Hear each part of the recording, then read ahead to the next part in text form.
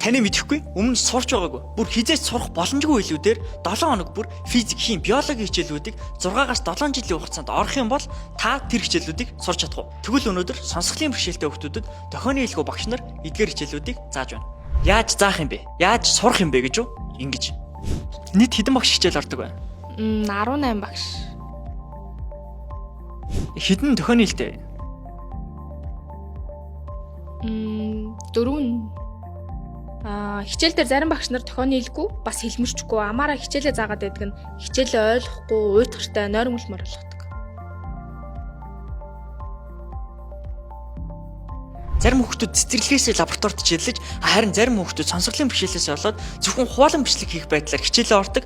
Энэхүү боловсролын ялгаатай байдлыг үүдгүү технологиор дамжуулан шийдэх шийдэл гарсан байна. Хүүхдүүдийн хувьд ойлгохгүйгээсээ болж хамгийн уйтгартай гэж боддог байсан хичээлүүдийг хүртээмжтэй VR класс төслийнхэн Metaverse орчинд оруулж эхний ээлжийн хичээлүүдийг бэлдээд байна. Одоогийн байдлаар хүүхдүүд хичээлийнхаа бичлэгийг үзхийн хажуугаар виртуал дохионы хэлбэрч 3D-гээр гарч ирж тухайн хичээлийг төхөж үзүүлж байгаа бол тун удахгүй хими хичээлийн туршилтуудыг виртуал лабораторид дагаж хийх, мөн цаашлаад биологийн хичээлийг бодит амьтныхын дэргэд очсон юм шиг мэдрэмжийг авах, магадгүй түүхийн хичээлийг түүхийн дурсгалт газар нь байгаа юм шигээр мэдрэх, төхөж сүүхийг судлах боломжийг бүрдүүлэхээр ажиллаж байгаа юм байна.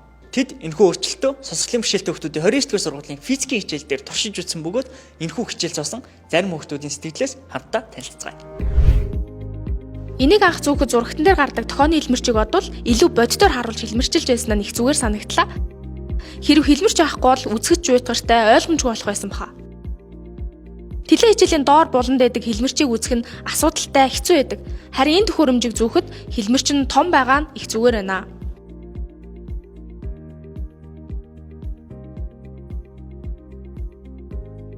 Хэрвээ лабораторийн төхөөрөмж байхгүй байхад энийг зүүгээд химийн янз бүрийн туршилт хийж болохоор л илүү сонирхолтой гоё ахаа.